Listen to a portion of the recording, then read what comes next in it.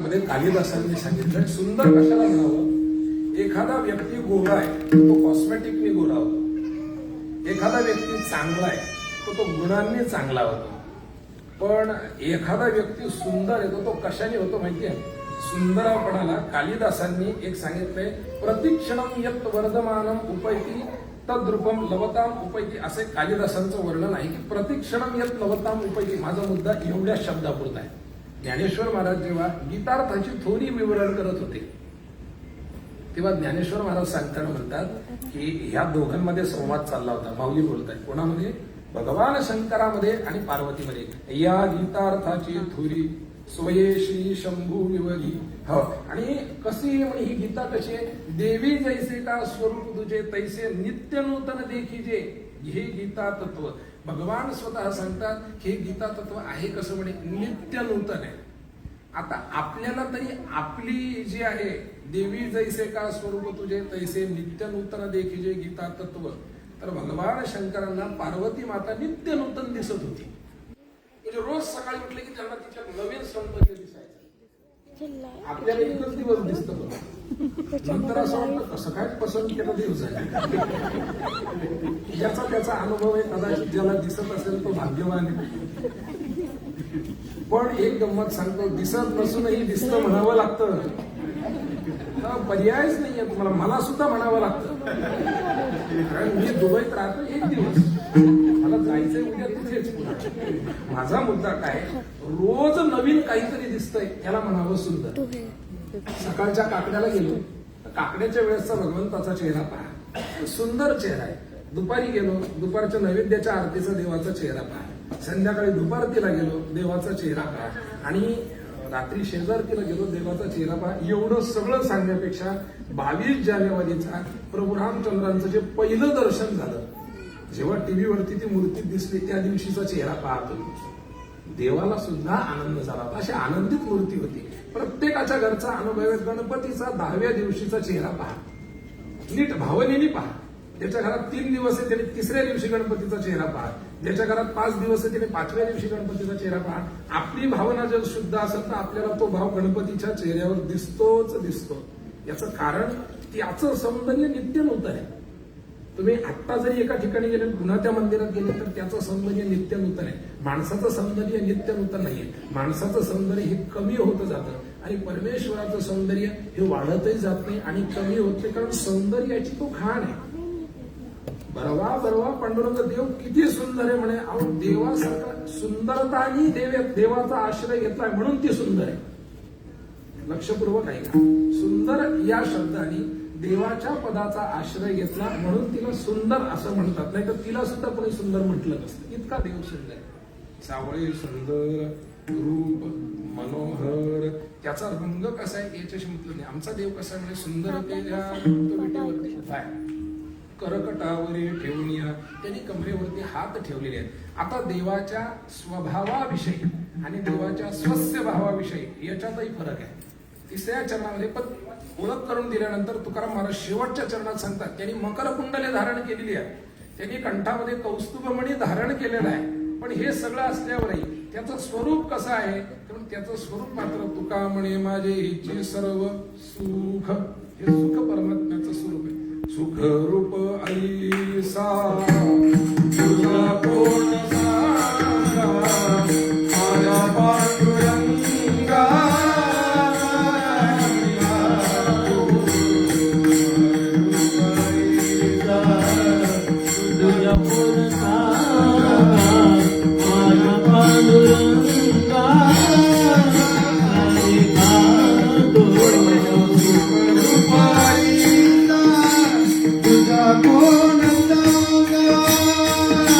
Rupa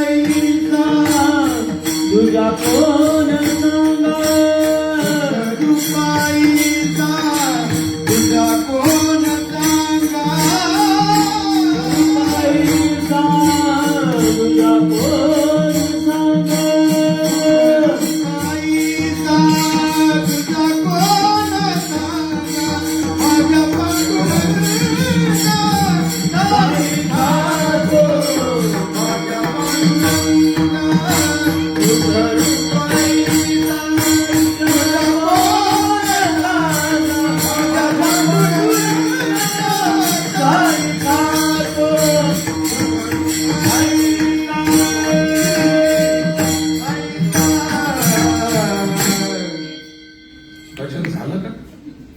मी मुकलो. याचं स्तवन ऐकायला इतकं गोड वाटतं, याचं वर्णन ऐकायला इतकं गोड वाटतं, सुंदर वाटतं. हा किती सुंदर असेल. परमात्मा सुखरूप आहे, किंबहुना सुखाची उत्पत्तीच परमात्म्यापासून झालेली आहे. त्याचं कारण असं आहे की सर्व सुखाचे आगर म्हणजे शेत, मळा किंवा खाण, ही सुखाची खाण आहे. म्हणजे मला सुखाची उत्पत्ती इथून आहे. तुकाराम महाराज सांगतात, तो सुंदर आहे, त्याने मकर कुंडल धारण केली आहे, त्याने कपाळावर गंध लावलेला आहे, त्याने गळ्यात कंठी कौस्तुभमणी धारण केलेला आहे. हे सगळं त्याचं स्वरूप झालं, त्याचं रूप झालं. पण त्याचं मूळ स्वरूप कसं आहे तर तुकाराम महाराज सांगतात सुखरूपता आहे. हे तुकाराम महाराज म्हणतात हे त्याचं स्वरूप आहे. दुसरा जर आपण पाहिला परिचय तर पहिल्या 3 चरणात तुकाराम महाराज देवाच्या भावाचा परिचय करून देतात. प्रत्येक चरणाला काहीतरी भाव आहे. सुंदर ते ध्यान उभे विटेवरी, विटेवर उभं राहण्यामध्ये परमात्म्याचा भाव आहे. वीट किती बाय कितीची असते माहिती का तुम्हाला? आपली जी लाल मातीची वीट असते ती 9x4 ची वीट असते. इकडे आता त्या ब्रिक्स नवीन आलेल्या आहेत. आपल्याकडे जे आता सिमेंटच्या ब्रिक्स येतात मोठ्या, ती नाही. मूळ जी वीट आहे ज्याच्यावर देव उभा राहिला 9 इंच बाय 4 इंच एवढी ती वीट आहे. मला स्वतःला तुम्ही हे साधारण 2x4चं आसन दिलंय. मला जर तुम्ही विटे एवढं आसन दिलं असतं तर मी काय म्हटलं असतं? जरा तरी मोठं आसन घ्या. त्यांची भावना तीच असेल, पण ते इथले त्यामुळे ते काही म्हणणार नाही. पण तरी त्यांचं खूप मोठं झालं. वीट किती आहे? 9x4 ची. अहो परमात्मा परमेश्वर जगाचा नियंता असणारा, ज्याच्या काय म्हणत त्या म्या बोलविल्या वेद बोले किंवा वृक्षे पान हरे ज्याची सत्ता, चाले हे शरीर कुणाची असत्य, असा असणारा सर्व सर्वेश्वर जगनियंता परमात्मा उभा कशावर? विटेवरती. नुसत्या विटेवरती. याच्यातही त्याचा स्वभाव आहे. बरं ती वीट सुद्धा फार आदराने दिली होती पुंडलिकाने की देवा या विटेवरती उभं राहा. मुळीच नाही. आई वडिलांची सेवा करत असताना भगवान परमात्मा प्रसन्न झाला.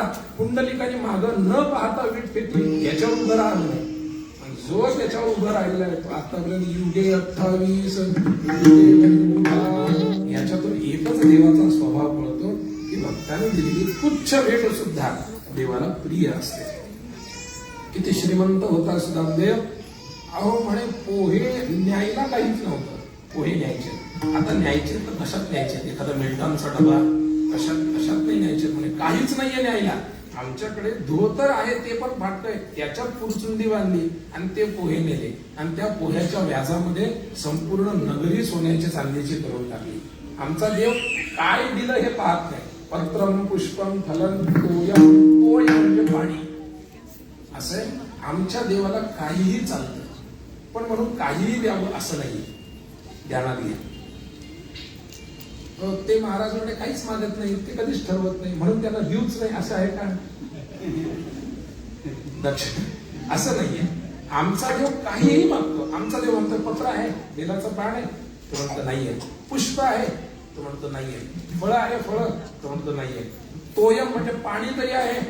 हा पाणी आहे ना. योमे भक्त्या प्रयच्छिती तदहम भक्ती परुतो मष्णामी प्रयतात मला. काहीच नसेल तर निदान पाणी तरी द्या. शबरी मातेने देवाला दिलेली जी बोरं होती, शबरी मातेचा नियम होता, रामायणामधला प्रसंग आहे. शबरी माता काय करायची? बोर खायची आणि ते अर्ध खाऊन बाजूला ठेवायची. प्रश्न विचारला गेला म्हणे माते देवाला द्यायचं आहे, देवाचा नैवेद्य. आम्ही वास सुद्धा घेतला तरी नैवेद्य म्हणजे तो उष्टा होतो असं नैवेद्याचं शास्त्र आहे. नैवेद्य आपण जो करतो ना देवाला दाखवायला, त्याचा वास जर करता करता तुम्ही जर घेतो मस्त छान झालाय, तो उष्टा झाला. वास सुद्धा तुम्हाला त्याचा घेता येत नाही. आणि शबरी मातेने मात्र ती बोरं अर्धी तोडून तिथं ठेवली, अर्धी बी दिसती अशी. तेव्हा रामरायांनी सांगितलं शबरी मातेने जरी अर्धी बोरं ठेवलेली असली तरी ती सुद्धा मला इतर कोणी सोन्याची बोरं देण्यापेक्षा सुद्धा जास्त प्रिय आहे. कारण ती तिचा भाव तेवढा होता. आणि शबरी मातेच्या बोरांची किंमत गंमत आपल्याला माहिती. शबरी मातेने जी बोरं दिली ती बोरं रामरायांनी खाल्ली आणि ती खाल्ल्यानंतर त्याचा द्रोण जिथे टाकला त्या ठिकाणी द्रोणागिरी पर्वत झालेला आहे. त्याचं नावच द्रोणागिरी पर्वत आहे. जी बोरं त्यांनी खाल्ली ती बोरं टाकल्यानंतर त्याचा द्रोणागिरी पर्वत झाला. त्याच्यात सामर्थ्य इतकं होतं की याच रामरायांना जेव्हा वनस्पती आणायचं काम पडलं ती वनस्पती त्याच द्रोणागिरीवरती होती. एवढं फळ त्यामध्ये होतं, एवढी ताकद त्यामध्ये होती. ती ताकद आली कशामुळे? ती ताकद आली भावामुळे. अंतरिती घेतो गोडी पाय गोडी भावाची पाय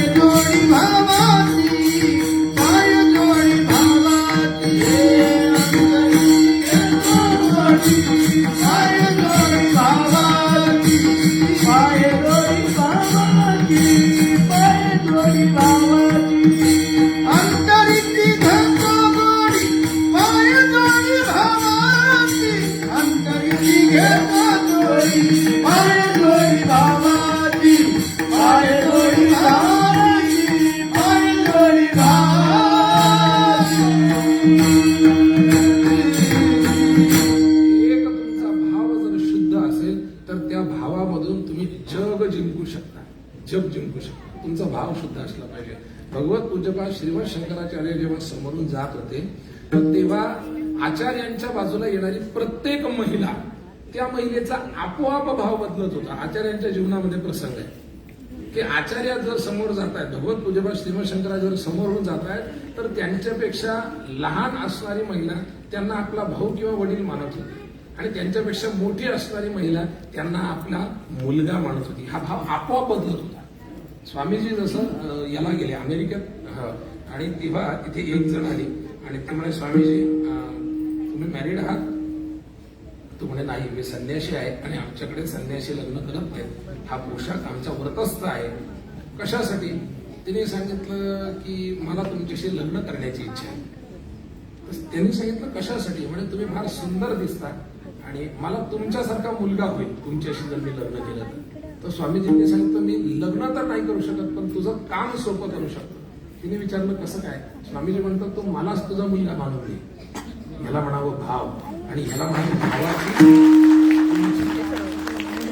हो, आता स्वामीजींना विचारलं म्हणून ठीक होतं महाराज. ढल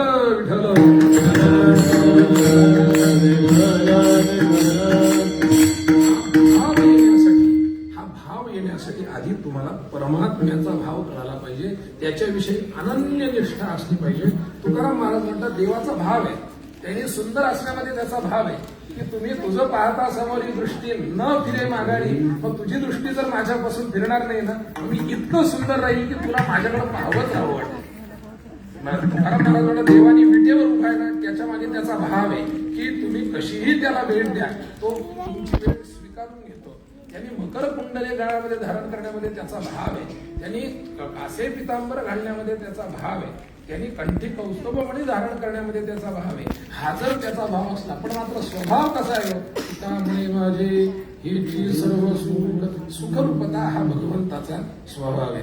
तिसऱ्या दोन पद्धतीने आपण विचार केला, एक स्वरूपाचा विचार केला, एक स्वभावाचा विचार केला, एक आता गुणाचा विचार जर करायचा झाला तर तुकाराम महाराज म्हणतात, सुंदर ते ध्यान देवाचा गुण आहे की देव सुंदर आहे.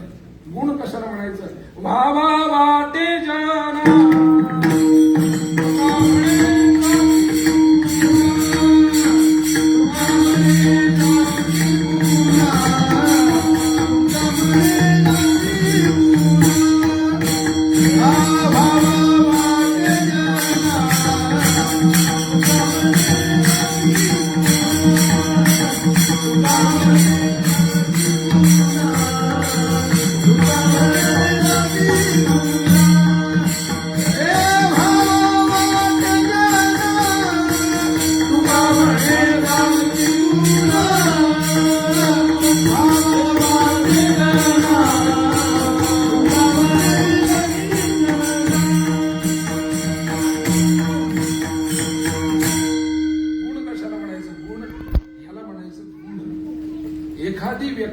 एखाद्या व्यक्तीतली एखादी गोष्ट जर तुम्हाला आवडत असेल किंवा वावा वाटे जना, तुका म्हणे जना गुणासाठी वावा वाटे. जना तुका म्हणे, जना म्हणजे तुकाराम महाराज म्हणतात, जना म्हणजे लोकांना गुणासाठी वावा वाटे. त्या व्यक्तीतले गुण आपल्याकडे मिळावे याच्यासाठी तो आपल्याला असावा असं वाटतं. एक काम करा म्हणे महाराज, तुम्हाला जर इथून काही न्यायचं असेल ना तर खजूर न्या म्हणे. उंट वगैरे तर आपण नेऊ शकत नाही आणि मोठ्या गाड्या आपण नेऊ शकत नाही, गवारकरी महागड्या घड्याळी आपण नेऊ शकत नाही. मी इथे पाहिलं की आपल्याकडे जेवढी चांगलीतली चांगली ब्रँड लवकर पाहायला भेटत ते सगळं इथे. इथे म्हणजे भौतिक जगातली गोष्ट इथे नाही असं होऊ शकत नाही. प्रॅडा आहे, जॅकोबांको आहे, रिचर्ड मिल्स आहेत, जे काय आपण पाहतोय आपण ते कुठं पाहिलं माहितीये का? तुमच्यापैकी सगळ्यांनी हे वाक्य भारतीय लोकांनी फक्त त्या अंबानीच्या लग्नात ऐकली. इथे आल्यावर ती प्रत्येक गोष्ट इथं दिसायला लागली आणि म्हणून माझा अनुभव आहे आणि मी ऐकलं सुद्धा की तुमच्यापैकी बरीच जण की दुबईला येतात 1-2 वर्षासाठी जाऊ बोलत आणि ती म्हणतात मग आता 2-3 वर्ष राहू आणि मग आम्ही ठरवतो आणि ते ठरवतात की जायचंच नाही. बऱ्याचदा असं होतं आणि तुमच्यापैकी बऱ्याच जण तीच ठरवून आली. त्याचं कारण आहे महाराज, बाह्यावडंबराची जी सुखरूपता आहे ती सगळी इथे मिळते. आंतरिक सुख भारतात आहे यात वाद नाही, ते तुम्ही सुद्धा मान्य कराल, सगळ्या जणांना मान्य. बाह्य सुख जे आहे इथं चांगल्या पद्धतीचं मिळतं. माझा मुद्दा चालू होता गुण कशाला म्हणायचं. देवाच्या ठिकाणी महाराज अशी गुण आहेत, अशी गुण आहेत, अशी गुण आहेत की ही सगळी देवाची गुण आहेत. तो मकर कुंडले धारण करतो, तो कपाळावरती गोपी चंदन लावतो. कशासाठी गोपी चंदन? आम्हाला डोक्यावर लावावं लागतं, कपाळावर लावावं लागतं. त्याचा एक चांगला प्रसंग आहे. भगवंताला ज्वर चढला. ज्वर चढल्यानंतर तो ज्वर कमी होतो, तर टेम्परेचर देवाचं वाढलं. चौथ्या भाषेमध्ये ताप आला, ही मूळ मराठी भाषा नाहीये. आपण सहज म्हणतो त्याला ताप आला. ताप येत नसतो महाराज. ताप फक्त ज्याचं लग्न झालं त्यालाच येतो. आणि तो चढ उतार करत असतो. कधी कमी होतो, कधी वाढतो. तो ताप हा ज्वर चढला. तो ज्वर चढल्यानंतर म्हणजे सगळ्या वनस्पती वापरून झाल्या तरी देवाचा ज्वर काही कमी होत नव्हता. देवाने सांगितलं गोकुळामध्ये जा, त्यांना सांगा, ते बरोबर तुम्हाला काही ना काहीतरी देतील. निरोप घेऊन आले. गोपिका सगळे गोपाळ सगळेजण बसलेले होते, त्यांचं काम करत होते. जायचं देवाला ज्वर चढलाय, काहीतरी लवकर द्या. त्या काही जणी तिथं मातीमध्ये होत्या, त्यांनी ती माती टोपल्यात भरली. हे घ्या म्हणे, निघा पटकन. म्हणे अहो देवाला ज्वर चढलाय, मी तुम्हाला वनस्पती मागायला आलोय. जेवढ्या वनस्पती असतील तेवढ्या सगळ्या आम्ही वापरल्या आणि तेवढ्या वापरून सुद्धा देवाचा ज्वर जात नाहीये. आणि तुम्ही म्हणता ही माती घेऊन जा. अहो म्हणे घेऊन तर जा. ती माती आणली, देवाला तिचं विलेपन केलं. क्षणार्धात देवाचा सगळा ज्वर नाहीसा झाला. म्हणून त्याचं नाव गोपी चंदन. अति प्रिय आवडे तुळशी बुका, तैशीच प्रीती करी भवळ्या भाविका. त्याला तुळस, त्याला बुका जास्त आवडतो. तुळशीची माळ गळ्यात का घालायची? वारकरी असणाऱ्यांनी घालायची का? मुळीच नाही. कोणीही घाला. भारतात जन्माला आला ना तुळशीची माळ घाल. कशासाठी? त्याला आवडती म्हणून. मला सायन्स घ्यायचं नव्हतं, पण माझ्या वडिलांनी मला आग्रह केला म्हणून मी सायन्स घेतलं. याचं कारण काय? वडिलांना आवडतंय ना, हे सायन्स. आम्ही तुळशीची माळ का घातली? शास्त्र विस्त्र सगळं बाजूला सोडा, आमच्या देवाला आवडते ना म्हणून आम्ही घातली.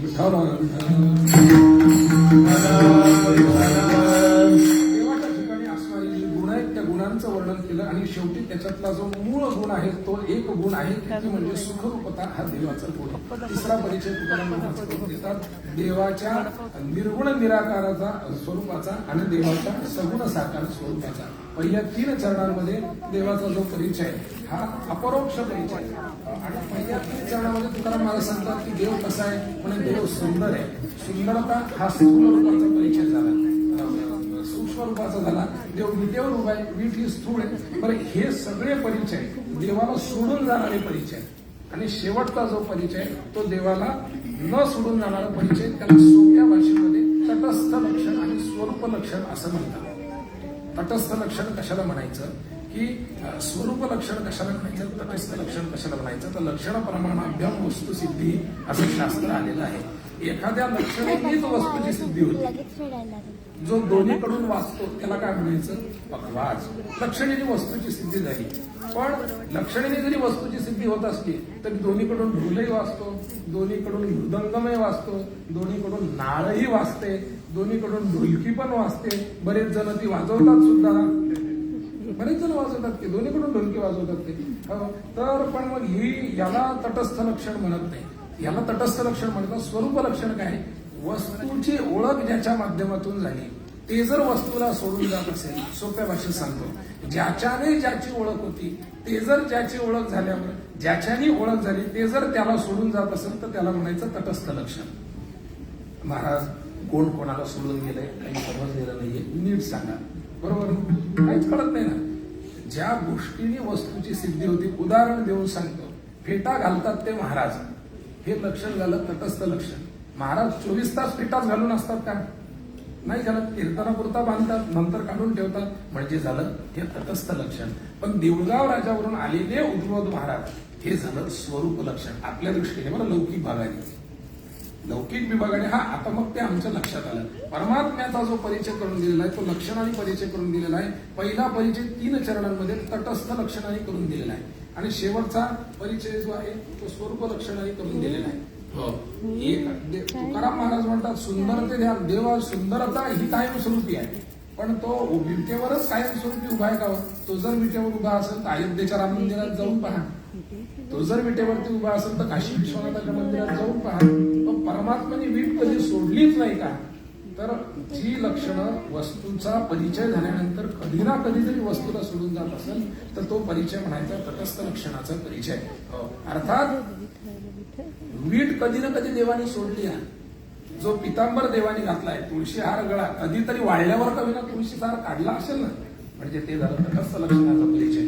कधीतरी देवाने पितांबर काढला असेल ना, बदलायला दुसऱ्याने आणला म्हणून, जावयाने दिलेला आहे म्हणून, काही ना काही तर रुक्मिणी आईसाहेबांच्या वडिलांनी दिलाय म्हणून, काही ना काहीतरी तर असेल की देवाने पितांबर. अहो एवढंच कशाला म्हणे, नाचता नाचता देवाचा गळा पितांबर, देवा का होईना देवाचा पितांबर तर खाली आला असेल ना, म्हणजे पितांबरही देवाला कधीतरी सुटलेला आहे, तुळशीचा हारही देवानी गळ्यातून कधीतरी काढलेला आहे. ही सगळी झाली देवाच्या तटस्थ लक्षणाच्या स्वरूपाविषयीची ओळख. पण शेवटचं जे स्वरूप लक्षण आहे, एक माणूस होता आणि त्याने सांगितलं तटस्थ लक्षण स्वरूप लक्षण म्हणायचं नेमकं कशाला, तर जी ओळख झाल्यानंतर त्या माणसाने सांगितलं हा पत्ता आहे आणि ह्या पत्ता मला तुम्ही सांगा कुठे जायचं. त्याने सांगितलं ते समोर 4 घरं दिसतात, त्याच्यामधल्या शेवटच्या गडावर जो कावळा बसलाय ना, ते कावळा बसलेलं घर म्हणजे ते तुमचं घर आहे. हा झाला तटस्थ लक्षणाचा परिचय. ते तिथं गेला, कावळा उडला, अलीकडच्या घरावर लागला. आता अलीकडच्या घराचं दार वाजवणार तितक्यात कावळा उठला, पलीकडच्या घरावर गेला पुन्हा. आणि याच्यामध्ये महाराज 6 वाजता, कारण कावळा मी जर उडवायला गेलो होतो तो 8 वाजेपर्यंत पण उडले. मला काय, मी 10 घरं सांगेन. मुद्दा काय, कावळा उडाला तसं यांनी घर बदललं. आता तो पुन्हा परत आला. अहो म्हणे काय पत्ता सांगितलाय तुम्ही, ते कावळा वेगवेगळ्या ठिकाणी उडतो, मी नेमकी बेल वाजवायची कोणाची, सगळे अनोळखी लोक आहेत. त्यांनी सांगितलं एक काम करा, तुम्ही यांचं ऐकू नका, मी तुम्हाला सांगतो, तुम्हाला त्यांच्या घरी जायचंय ना, 4थ्या क्रमांकाचं घर, निळ्या रंगाचा दरवाजा आणि समोर पायऱ्या 3 असलेलं घर त्यांचं घर आहे. आता तो तिथे गेला. आता निळ्या रंगाचं घर, दरवाजा असलेलं घर आणि निळ्या रंगाचा दरवाजा यातला भेद निघून गेला. दरवाजातून घरात गेल्यानंतर ते घरच झालं. तो आता वेगळा दरवाजा राहिला नाही. तसं वस्तूची ओळख झाल्यानंतर ती वस्तू त्या वस्तूमध्ये समाविष्ट होत असेल तर त्याला स्वरूप लक्षण म्हणायचं. आणि वस्तूची ओळख झाल्यानंतर ती वस्तू त्या वस्तूला सोडून जात असेल तर त्याला म्हणायचं तटस्थ लक्षण. तुकाराम महाराज म्हणतात, मकर कुंडले तळपती श्रवणी, कानातली कुंडल कधीतरी काढली असते, कंठी कौस्तुभमणी विराजित, मिया लक्ष्मी डावरोनी कौस्तुभमणी दिलेला. अर्थात कौस्तुभमणी सुद्धा कधी ना कधी काढलेला असेल. पण एवढं जर सगळं आहे, कोणती अशी गोष्ट देवाला स्वरूपता सुखाला सोडून जात नाही. तर म्हणतात तुका म्हणे माझे हेची सर्व सुख. प्रल्हादाचा अवतार, हिरण्यकश्यपूचा अवतार म्हणजे नरसिंहाचा अवतार घ्या, प्रल्हादाला विचारा हेची सर्व सुख. भगवान श्रीकृष्णांचा अवतार घ्या आणि मीराबाईला विचारा हेची सर्व सुख.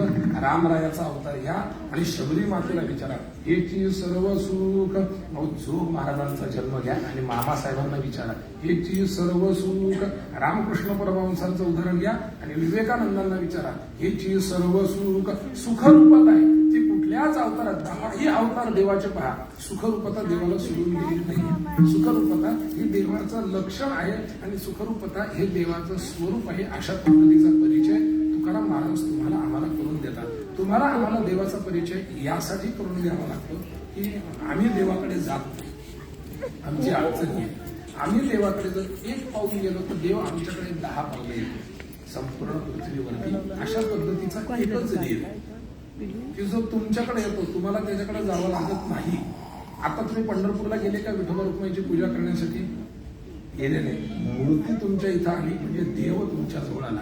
प्रगटे हृदयीची मूर्ती, भाव शुद्धी जाणून घ्या. आमचा देव आमच्याकडे येतो, फक्त करावं काय लागतंय, त्याला बोलवलं पाहिजे. तितक्या भावनेने देवाला बोलवावं लागतं. देवाला बोलवायचंय, सुखरूपता पाहिजे. हे बघा, सुखरूपतेसाठी प्रत्येक माणूस प्रयत्नशील आहे. हेची सर्व सुख हे तुकाराम महाराज म्हणतात सुख कोणाला नकोय, सुख सगळ्यांना पाहिजे. किंबहुना जास्ती सुखाच्या शोधात असणारे सगळे इथं आलेले. लक्षात घ्या तुम्ही, आपण कशासाठी आलोय म्हणजे आहोत तिकडचा एक म्हणजे इथले 24 आहेत. नाही, इथला एक म्हणजे तिकडचे 24 आहेत. म्हणजे सुखरूपता वाढली ना. आम्ही प्रयोजन म्हणून दिशाला मंदोपी प्रवर्तते, प्रयोजन असल्याशिवाय कोणताही मनुष्य काहीही करत नाही. बरोबर आहे, त्यात वावतं काही नाही. तिकडच्या पेक्षा इकडे अधिक लवकर गोष्टी, म्हणजे इकडे 6,500 दिरहमध्ये जर आयफोन मिळत असेल तर आमच्याकडे जर 1,60,000 रुपये भरावे लागत असतील. सुखरूपता इकडे जास्त आहे ना यांच्या हिशोबाने. मला लौकिक उदाहरण मी तुम्हाला याच्यासाठी देतोय की प्रत्येक जण मागं लागलाय तो सुखासाठी. पण जरी मागं लागलेला असला तरी ते त्याला मिळतंय का हा प्रश्न जर केला तर जगी सर्व सुखी असा आहे, विचारी मना तुमची शोधून पाहे.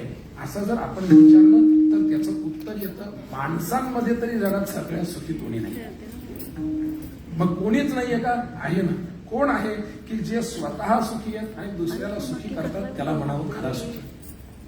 धनवान त्याला म्हणतात जो पैसे कमवतो. धनवान त्याला म्हणतात की जो स्वतः तर कमवतोच कमवतो, पण त्याच्या माध्यमातून 50 लोकांना अजून पैसे कमवायला मिळतात, त्याला म्हणायचं धनवान. आपण सगळे पैसे कमवतो. आता आपण पैसे कमवले आपल्यालाच पैसे मिळतात, आपल्या माध्यमातून कोणाचं कल्याण होतं. पण अंबानी सारखी लोक, टाटा सारखी लोक, अदानी सारखी लोक पैसे कमवतातच. नारायण मूर्तींसारखी लोक पैसे कमवतातच आहेत. पण ते पैसे कमवत असताना त्यांच्या माध्यमातून इतर हजार लोक पैसे कमवतात, याला म्हणायचं धनवान. तसं सुखाच्या बाबतीत जर आपण विचार केला तर सुख कमवतोय कोण? आपण कोणीच कमवत नाहीये. नाही कोणीतरी कमवत असेल ना, कोण कमवतो म्हणे? मग साधू महात्मे सुख कमवतात म्हणे. साधू महात्मे सुख कमवत नाही. सुखरूप असणारा परमात्मा साधू महात्म्यांना स्वतः भेटायला येतो आणि सुखारूप असणारा परमात्मा साधू महात्म्यांच्या घरी राहतो. आम्हाला जर सुख पाहिजे असेल तर आम्ही काय केलं पाहिजे? साधू महात्म्यांच्या जवळ गेलं पाहिजे. साधू महात्म्यांच्या जवळ जायचं कसं? आळंदी पंढरपूरला जा. तुम्ही म्हणाल महाराज आता आहे दुबईमध्ये, तुम्ही म्हणताय आळंदीला या, महाराज आले, महाराजांना म्हणते की देहूला या, अर्थात गेलं पाहिजे. पण कधी जाणार? जेव्हा केव्हा वर्षातून एकदा जाऊ केव्हा. गरज नाहीये तुम्हाला. आळंदीला आल्यावर माऊलींच्याकडे जायची गरज नाहीये. तुम्हाला देहूला आल्यावरच तुकाराम महाराजांची भेट होईल अशी गरज नाहीये. घरात एक ज्ञानेश्वरी आणि एक गाथा आणून ठेवा, तुकाराम महाराज तुमच्या घरी येतात.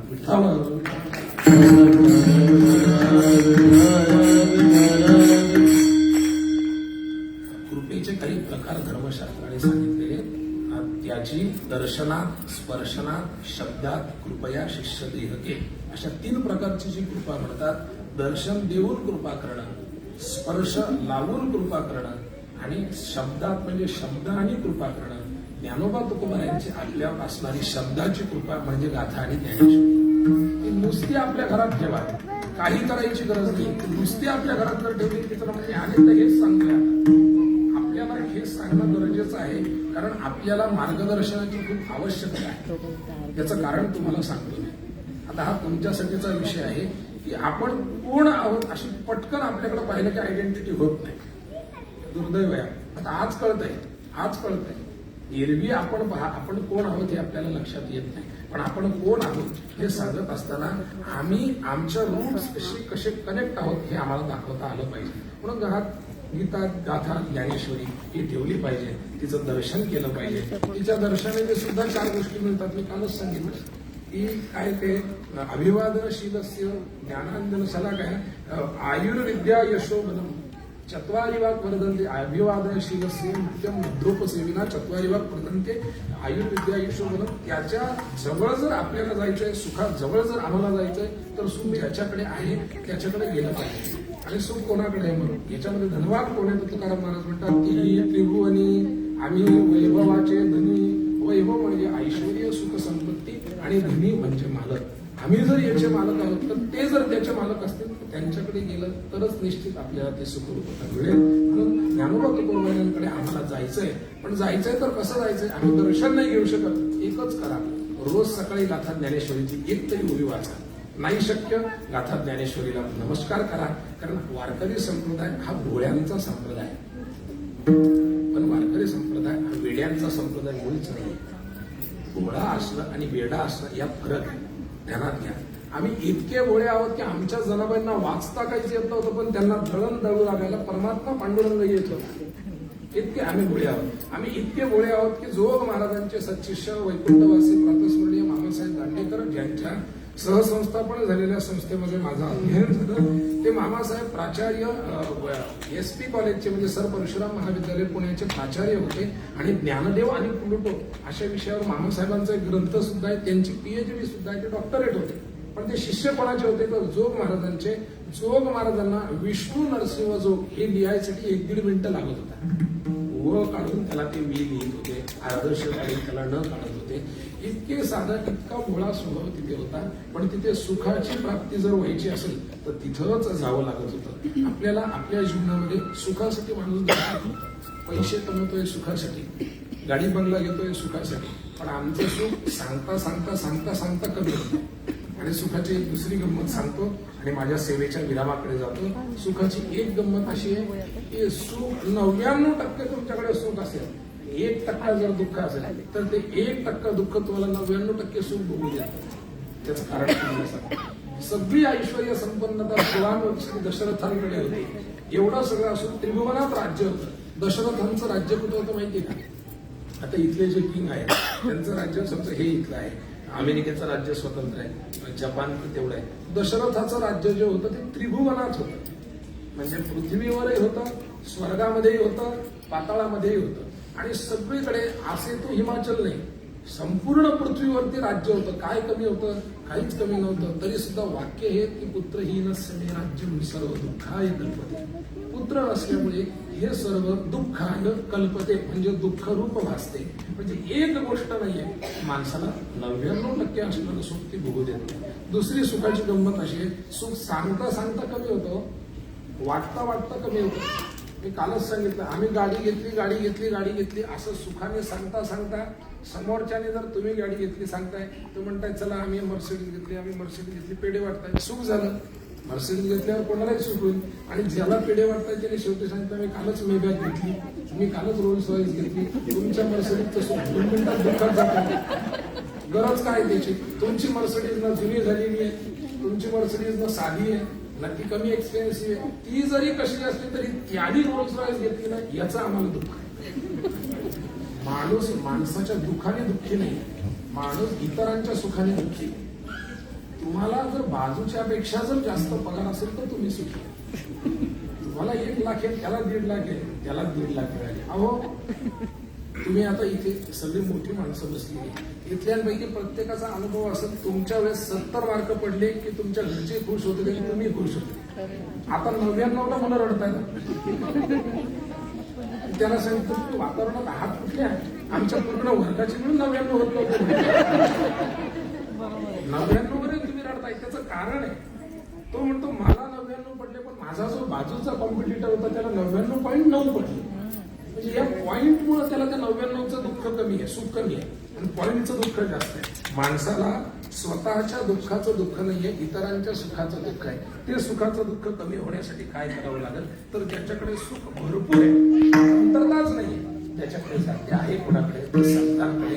संतांचं सुख कधीही कमी होत नाही. अहो महाराज आता हे सगळं कळलं, कीर्तन संपवा लवकर, कारण महाराजांचं कीर्तन आपल्याला ऐकायचंय. हे सुखरूपता आम्हाला भेटायसाठी आम्ही काय केलं पाहिजे? आम्ही एकच केलं पाहिजे, आमच्या धर्मग्रंथांची पारायण केली पाहिजे, आमच्या देवदेवतांचं दर्शन घेतलं पाहिजे. कारण तीर्थक्षेत्र नुसते पैशांनी विकसित होत नाही. आमची कुलदैवत आम्हाला माहित पाहिजे, आमचं कुलदैवत आम्हाला माहित पाहिजे. आम्ही वर्षातून एकदा तरी तिथं गेलो तरी आम्ही तिथं दर्शन केलं पाहिजे. त्यामुळे काय केलं म्हणजे 3 तारखेचं लग्न आहे आणि 7 तारखेपर्यंतची सुट्टी आहे. म्हटलं कशासाठी? 3चं लग्न, 4चं रिसेप्शन, 5-6ला कुलदेवतेचं दर्शन, 7ला रिटर्न. म्हटलं मग पुन्हा कुलदेवतेचं दर्शन म्हणे आता एक तर दुसऱ्याचं झाल्यावर नाही तर माझं दुसरं झाल्यावर. कुलदैवत ही अशी गोष्ट आहे की नाही बाकी कुठं जाता आलं तरी चालेल. आळंदी पंढरपूरला नका जाऊ, एक वेळ, पण तुमच्या कुलदेवतेला जा. तुम्ही जर माळकरी आहे, तुमची जर आषाढी वारी आहे, तुम्ही नाही कधी जाता आलं किमान आषाढीला जा. काही महिन्याची वारी आली, आषाढी कार्तिकेला जा. तुम्हाला नाहीच कुठं जाता आलं, तुमच्या गावातल्या ग्रामदैवतेला तरी जा. आमच्याकडे दैवतांची कमतरता नाहीये. त्याच्यामुळे या रूट्सला आपण सगळ्यांनी टिकवलं पाहिजे. आणि आमची धर्मग्रंथ प्रत्येकाच्या घरात, प्रत्येकाने संकल्प करा की आमच्या घरात आमचा एक तरी धर्मग्रंथ असला पाहिजे. आणि तो अत्यंत स्तुत्य उपक्रम गणेश भजन मंडळाच्या वतीने केला जातो. तिथे ज्ञानेश्वरी वाटप केली जाते. तुम्ही ज्ञानेश्वरी वाटप करत नाहीये, तुम्ही ज्ञानोबा यांची वाङ्मयीन मूर्तीच सगळ्यांच्या घरी पोहोचवता.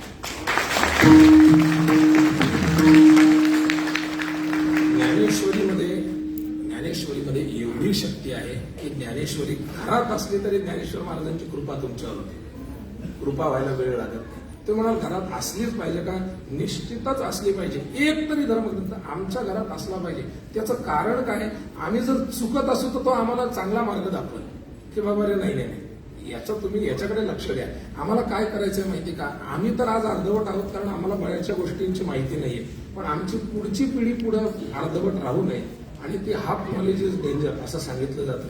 त्यामुळे तुमच्या मुलांना पुढे काही सांगायचं असेल तर ते तुम्ही मुलांना सांगू नका, तुम्ही ते स्वतः आधी आचरणात आणा.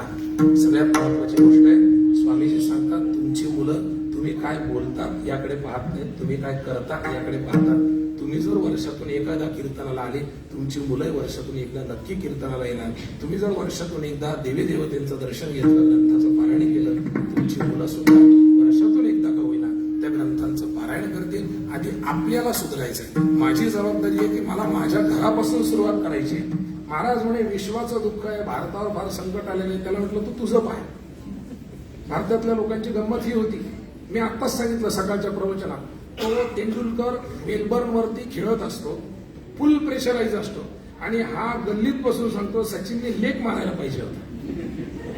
अरे राजा, त्याच्यावरती जे बर्डन आलेलं आहे वर्ल्ड कपचं, तो त्याला प्रेशराईज होऊन तो गेम खेळतोय, आणि तू गल्लीत बसून, गल्लीतही तुला लवकर एक बॉल कोणी टाकत नाही, तू इथून सांगतोय सचिन तेंडुलकरने कसं खेळावं.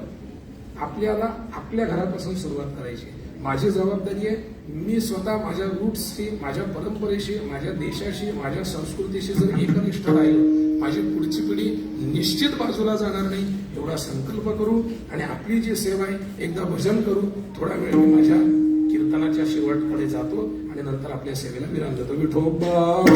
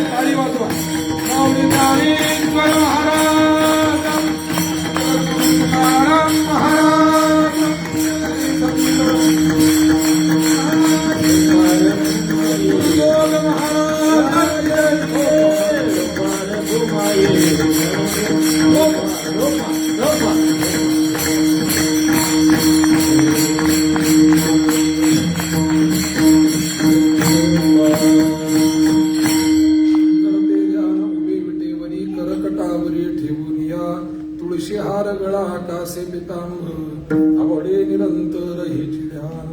मकर कुंडले तळपती श्रवणी कंठी कौस्तुभमणी विराजित.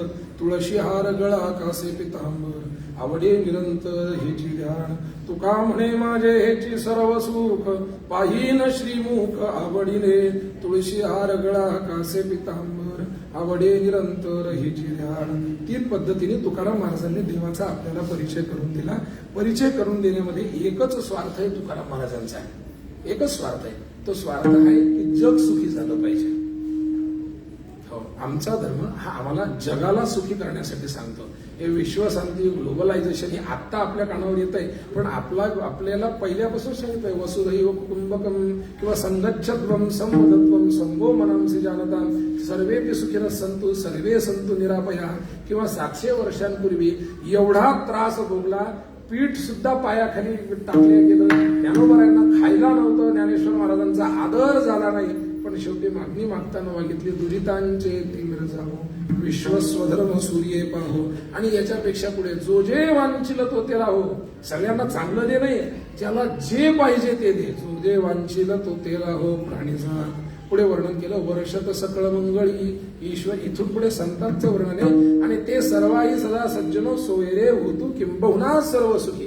सगळ्यांना देवा सुखी कर अशी मागणी ज्ञानेश्वर महाराज करतात.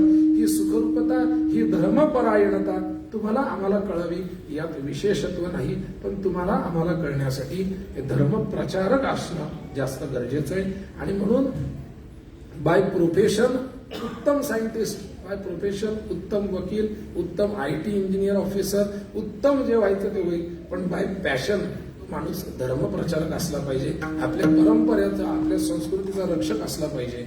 या हेतूने श्री क्षेत्र देऊळगाव राजा, जिल्हा बुलढाणा, महाराष्ट्रामध्ये आपण महर्षी वसिष्ठ वेद विद्यालय आणि संत तुकाराम महाराज वारकरी विद्यालयाची स्थापना केली. मागच्या 3 वर्षांपूर्वी या विद्यालयाची आपण स्थापना केली, ज्याचा उद्देश हा आहे की अकॅडमिक एज्युकेशन सोबत मुलांना धार्मिक एज्युकेशन दिलं पाहिजे. आणि अकॅडमिक एज्युकेशन सुद्धा उच्च प्रतीचं असलं पाहिजे, पण त्याच्याच तोडीला धार्मिक एज्युकेशन सुद्धा अगदी चांगल्या पद्धतीचं मुलांना मिळालं पाहिजे, शास्त्रशुद्ध मिळालं पाहिजे. कारण बघा, आम्ही जे करतोय ना त्याला तुम्ही कीर्तन म्हणता, बरोबर? आम्ही जे म्हणतोय करतोय त्याला तुम्ही कीर्तन म्हणताय. आम्ही इथं जर चुकीचं काही जर केलं तर तुम्हाला वाटेल की कीर्तनातच ते चुकीचं आहे म्हणून हे करतात. कारण हे करतात म्हणजे बरोबर आहे, याचा अर्थ आम्हाला बरोबर करणं हे जास्त गरजेचं आहे. या आसनाची ती मर्यादा आहे. धर्म प्रचारकाला धर्माचे सगळे नियम, संस्कृती प्रचारकाला संस्कृतीच्या सगळ्या परंपरा, सगळ्या बाजू माहिती असल्या पाहिजे. याच्यासाठी ते विद्यालय आपण सुरू केलं. आज सद्यस्थितीत महाराष्ट्रातल्या 16 जिल्ह्यांमधून 50हून अधिक मुलं तिथे वैदिक वारकरी शिक्षण घेतात. त्याच्यासोबत त्यांना अकॅडमिक, संस्कृत, इंग्रजी, गणित, कॉम्प्युटरचं शिक्षण दिलं जातं. पण हे देत असताना आम्ही एक थॉट्स त्याच्यामध्ये सगळ्यात महत्वाचा ठेवला. त्याच्या बेसवर तो कॉन्क्रीट थॉट असून त्या कॉन्क्रीट थॉटच्या वर आम्ही आमचं काम करतोय. तो थॉट्स म्हणजे मेकॉलेच्या आधीची जी शिक्षण पद्धती आहे त्याला आपण भारतीय गुरुकुल शिक्षण पद्धती म्हणतो. त्या पद्धतीनुसार आपण ते शिक्षण देतोय. त्याचं कारण असं की पूर्वी शिक्षणामध्ये तरी इक्विलिटी होती, आता ती नाहीये दुर्दैवाने. 2 बाजूबाजूच्या शाळा आहेत. एका शाळांमध्ये 1 लाख रुपये पहिलीची फी आहे आणि दुसऱ्या शाळेमध्ये 9 लाख रुपये पहिलीची फी आहे. दोन्ही शाळेमध्ये BS शिकवला जाणार आहे आणि ससाचं शिकवलं जाणार आहे. फरक कशाचा आहे मग? फरक पैशांचा आहे. तिथं इक्विलिटी नाहीये. पण भारतीय गुरुकुल शिक्षा पद्धती काय शिकवते? जिथं कृष्णाचा सगळ्यात जवळचा मित्र कोण आहे सांगा बरं? सुदामदेव. सहज सोबत निघून जातात. मग सुदामदेव जर होता की ज्याच्याकडे पोहे न्यायला सुद्धा पिशवी नव्हती, त्यांनी धोत्रात नेली. आणि कृष्ण तर गळ्यांवर राजा किरे झाला, नंदांचा सगळ्यात मोठा राजकुमार होता. ही दोघही सोबत शिकायला होती. याचं कारण गुरुकुल शिक्षणामध्ये इक्वलिटी होती. ते शास्त्र घेऊन मुलांकडून कुठल्याही प्रकारची फी न घेता संपूर्णपणे निःशुल्क 6 वर्षांसाठी आपण हे शिक्षण मुलांना देतो. की ज्याच्याकडे पैसे असतील किंवा ज्याच्याकडे पैसे नसतील, कोणीही मुलगा असला तरी त्याला ह्या शिक्षणाचा अधिकार आहे. त्याला उच्च शिक्षित होण्याचा अधिकार आहे. म्हणून 6 वर्ष निवास, भोजन, शिक्षण आणि अकॅडमिक शिक्षण सुद्धा हे सगळं आपण विनामूल्य मुलांना देतो. कुठल्याही प्रकारचे फीज, चार्जेस मुलांकडून घेत नाही.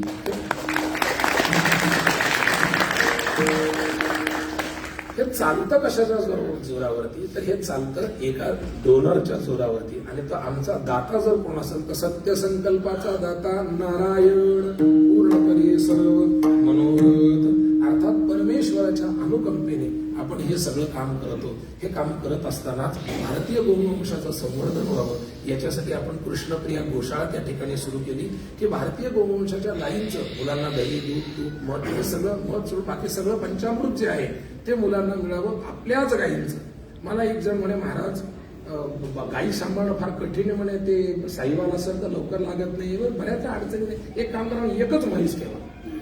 मी त्याला सांगितलं, मला मल्ल तयार करायचे नाहीयेत, मला बुद्धिमंत तयार करायचे. म्हशीचं दूध पण माणसाची तब्येत स्ट्रॉंग होईल, पण त्याची मेंटली आणि फिजिकली जर ग्रोथ करायची असेल तर त्याच्यासाठी आपल्याला, म्हणून इथे सुद्धा मी पाहिलं, मला काल कोणीतरी भेट दिली तर त्याच्यात काऊ इज स्वीट असं लिहिलेलं होतं. म्हणजे गाईच्या दुधापासून तयार, तुपापासून तयार झालेला शुद्ध पदार्थ, अर्थात शुद्धता जी आहे ती गायींसाठी आहे. याच्यासोबतच 450 वर्षापूर्वीच्या हस्तलिखित ग्रंथांपासून तर आज तागायतच्या सुधामूर्तींसारख्यांच्या लेखकांचे ग्रंथ असणारं सिद्धांत सार ग्रंथालय आणि हे 2 विद्यालय आपण तिथे सुरू केली आहे. आपल्या सगळ्यांना विनंती आहे की आपण जेव्हा केव्हा महाराष्ट्रात, भारतात याल तेव्हा त्या ठिकाणी तिथल्या मुलांना आपले आशीर्वाद द्या. तुमचे आजचे आशीर्वाद उद्याचा स्वामी विवेकानंद घडवू शकतात, एवढी ताकद तुमच्या सगळ्यांच्या आशीर्वादात. एकदा या ठिकाणच्या सगळ्या आयोजकांना खूप खूप धन्यवाद देतो. मला बोलवलं म्हणून नाही, तुम्हाला धन्यवाद याच्यासाठी आहे की तुम्ही हे काम करताय. तुम्ही माझ्याऐवजी या व्यासपीठावर कोणालाही बोलवलं असतं किंवा भविष्यातही कोणाला बोलवा तरी माझे धन्यवाद तुम्हाला तेवढेच आहेत. कारण तुम्ही हे व्यासपीठ तयार केलंय. देशामध्ये असून तुम्ही ज्ञानोबा तुकोबांची पताका उंचावताय. निश्चित ज्ञानोबांची कृपा तुमच्यावर आहे. पण मला असं वाटतं की एक दृष्टांत सांगतो आणि तो या आजच्या स्थितीला अनुलक्षणे म्हणून सांगतो आणि सेवा संपवतो. ज्ञानोबा तुकाराम हे भजन कोणी चालू केलं माहितीये का आपल्याला? मला तिथे यायचं होतं पण बराच वेळ लागला मला तिथे यायला. आणि ते इथं अनुलक्षण आहे. कथा अशी आहे, 2 मिनिटांमध्ये सांगतो, नीट लक्ष देऊन ऐका. ज्ञानोबा तुकाराम भजन माहिती आहे आपल्या सगळ्यांना? ज्ञानोबा माऊली तुकाराम, आपण सगळेजण भजन करता. हे भजन सुरू कोणी केलं? माऊलींनी तर केलं नाही, तुकाराम महाराजांनी तर स्वतः केलं नाही. भगवंताचे उपासक प्रल्हाद महाराज बडव्यांची अशी एक कथा मी वाचलेली आहे की प्रल्हाद महाराज रोज देवाच्या दर्शनाला येत होते आणि एक दिवस ते कुठेतरी बाहेर असल्यामुळे त्यांना यायला उशीर झाला. माझा शेवट मी गणेश भजन मंडळासोबत करतोय, नीट लक्ष देऊ नाही का. उशीर झाला, रात्री 12 वाजले. त्यांना असं वाटलं, त्यांनी त्या टांग्यावाल्याला सांगितलं लवकर गाडी चालव बाबा, मला आजचं दर्शन राहील. रोजचा दर्शनाचा तरी नियम असावा. तुमच्या मुलांना तुम्ही संस्कार लावा, काहीच नको करू बाळा. शाळेत जाताना फक्त एकदाचं देवाचं दर्शन. आमच्या दर्शनात सुद्धा एवढं पुण्य आहे की आयुर्विद्या, यशोबलन या चारही गोष्टी आम्हाला केवळ दर्शनाने मिळतात. म्हणून रामराम कर, दर्शन कर, आई वडिलांचं दर्शन कर. प्रल्हाद महाराज लवकर चल. प्रल्हाद महाराज कसे तरी धावत धावत तिथं पोहोचले. मंदिराच्या जवळ गेले तर मंदिराचं दार बंदच होत आलं होतं. प्रल्हाद महाराज आत शिरले. सगळी दिवे सगळी विजलेली होती, मशाले सगळे विजलेले होते, अंधार होता. प्रल्हाद महाराजांनी विचार केला, रावणाचं दार बंद झालेलं आहे, आता पर्याय नाहीये, आता इथंच थांबू, रात्रभर कसं तरी बसून सकाळी दर्शन घेऊ आणि चालल्या जाऊ. प्रल्हाद महाराज बसलेले होते, बसून राहिले. थोडासा त्यांचा बसल्यावरती डोळा लागला आणि डोळा लागला ते असे ध्यानस्थ बसल्यासारखे झाले आणि बसल्यानंतर त्यांना थोडासा आवाज आला कशासाठी. त्यांनी पाहिलं रात्री 12ची वेळ होऊन गेली, मंदिरात यावेळी कोणी येत नाही, जे सेवेकरी आहेत ते सुद्धा झोपलेले आहेत, आवाज येतोय कुठून. पाहिलं, जवळ गेले. बरं, रावळात डोकवायचा विशेष नाही, रावळात देव सोडून दुसरं कोणीच नाहीये. छुमछुम आवाज येतोय, चिपळ्यांचा आवाज येतोय, काहीतरी गुणगुणल्यासारखा आवाज येतोय. इकडे तिकडे फिरायला लागले, दिसत काहीच नव्हतं. रात्रीचा काळोख अंधार, मंदिर पाषाणाचं असल्यामुळे मंदिरही काळ, रात्री अंधाराची काळी. प्रल्हाद महाराज आपल्या चाचपत चाचपत गेले. आवाजाचा वेग जिकडून जास्त येत होता त्या दिशेला गेले. प्रल्हाद महाराजांची खात्री पटली की आवाज देवळातून येतोय. आता देवळात देवाशिवाय कोणतरी जाऊन बसलं म्हणे. म्हणून प्रल्हाद महाराजांची उत्सुकता अजून वाढली महाराज. आणि त्यांनी कुठून तरी असं तिथं जी खिंड असती त्या खिंडीतून पाहिलं, लख्ख प्रकाश होता आणि स्वतः भगवान पंढरीनाथ परमात्मा हातामध्ये चिपळ्या घेऊन ज्ञानोबा तुकोबाराम भजन करत होते. ही कथा आजच्या 300 वर्षांपूर्वीची आहे. आणि तेव्हापासून ज्ञानोबा तुकाराम हे भजन प्रल्हाद महाराजांनी लोकांना सांगितलं. लोकांनाही ते तेव्हा पटलं नाही. प्रल्हाद महाराजांनी पटवून देण्यासाठी पुन्हा देवानी तसं एकदा केलं आणि मग लोकांना ते भजन पटलं. तेपर्यंत आपली पद्धत रामकृष्ण हरीची होती. म्हणून आळंदीत आजही महाराज ज्ञानेश्वर माऊलींनी कीर्तन सुरू होतं किंवा ठिकठिकाणी रामकृष्ण हरीने सुरू होतं. पण ज्ञानोबा तुकोबाराम भजनाचे उद्गाते प्रल्हाद महाराज होते. माझा दृष्टांत संपला. आता मी मुद्द्याकडे येतो की एकदा विठोबानी ज्ञानोबा तुकाराम भजन केलं तर संपूर्ण महाराष्ट्र करायला लागला आणि एका विठोबानी ज्ञानोबा तुकाराम भजन केलं तर संपूर्ण दुबई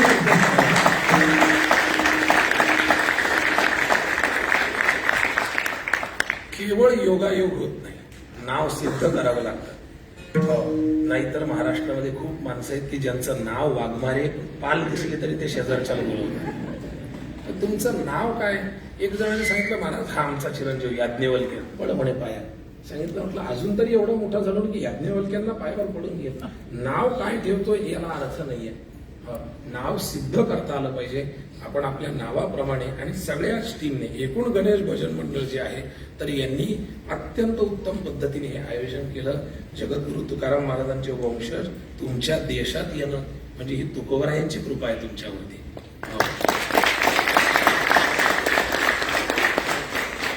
बघा, परंपरेला फार महत्व आहे. शिकून कीर्तनकार झाला तो वक्ता होतो आणि परंपरेत जर कीर्तनकार झाला तर तो समाज प्रबोधक होतो. आणि वक्ता असणं आणि समाज प्रबोधक असणं यात फरक आहे. मी अनेकदा सांगतो की जे मोटिवेशनल स्पीकर आहेत ना, यांचं ऐकून कोणाचं कल्याण झालं असा माणूस तुम्ही मला दाखवा. की बा मी युट्यूबवरती, इंस्टाग्रामवरती ते मोटिवेशनल रील पाहिले, माझं जीवनच बदलून गेलं. कधीच नाही. जीवन फक्त त्याचं बदललं कारण त्याला इंस्टाग्रामवरून अर्निंग सुरू झालं. मग तुम्ही विवेक बिंद्रांपासून कोणाची नावं घ्या, बडा बिझनेस त्याचा बडा झालाय, आमचा नाही झालाय. आमचा बिझनेस तेव्हाच बडा होईल जेव्हा आम्ही कष्ट करू. आम्ही कष्ट करू तेव्हा परंपरेने चालत आलेली जी गोष्ट आहे ती त्यांच्या घराण्यामध्ये कुणी जन्माला आलं तरी तो अधिकारी. जसं भीमसेन जोशींच्या घराण्यात जन्माला आलाय, त्याला गाणं शिकवायची गरज नाहीये, शिकवावंच लागतंय ना, ते चुकून आला असं म्हणावं लागतं आपल्याला. तर तुकाराम महाराजांच्या, नामदेवरायांच्या घरातली माणसं जर येतात तर निश्चित तुमच्यावर संतांची कृपा आहे. आपल्या सगळ्यांवरती ज्ञानोबा तुकोबारायांची कृपा अखंड राहावं. तुम्हाला सगळ्यांना उत्तम आयुष्य प्राप्त हो आणि तुमची भरभराट अशीच चांगली होत राहो. तुम्ही सगळी जण निसांसारख्या, रेंज रोवर सगळ्या कुठे थांबायचंय हे प्रत्येकाच्या आयुष्यात एकदा एखादी ठरवून घ्या. गाडी कितीही मोठी असली तरी प्रवास कधी ना कधी संपणार आहे हे ध्यानात घ्यायचंय. त्यामुळे आमचा ब्रेक आम्हाला लावायचा आहे आणि आम्हाला तिथं थांबायचं आहे. एवढी तरी चांगल्या ठिकाणी काम करणारी पण अभिमानाने टाळ घेऊन उभी राहणारी टाळ पावल्या शिकणारी ही माणसं आहेत. आपल्या सगळ्यांच्या चरणी पुनश्च धन्यवाद देतो, त्रिवार वंदन करतो आणि सेवेला ताणतो.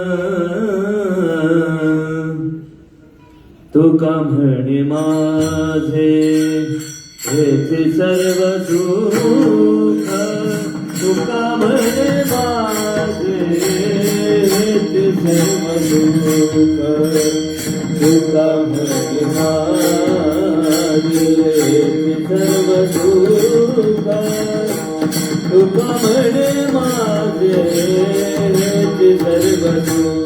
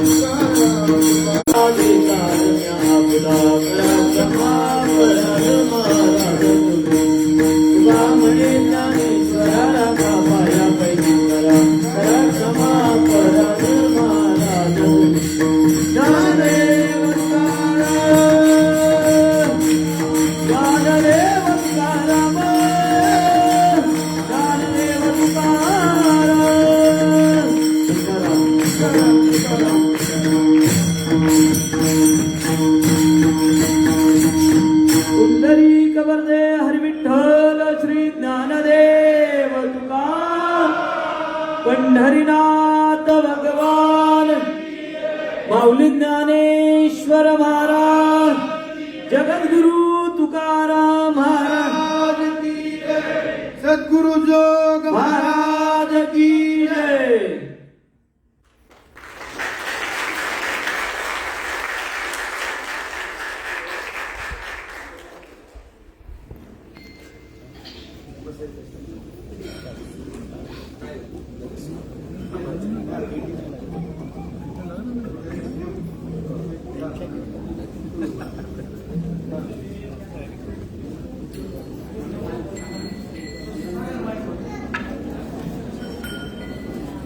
ज्ञानेश्वर माऊली ज्ञानवाद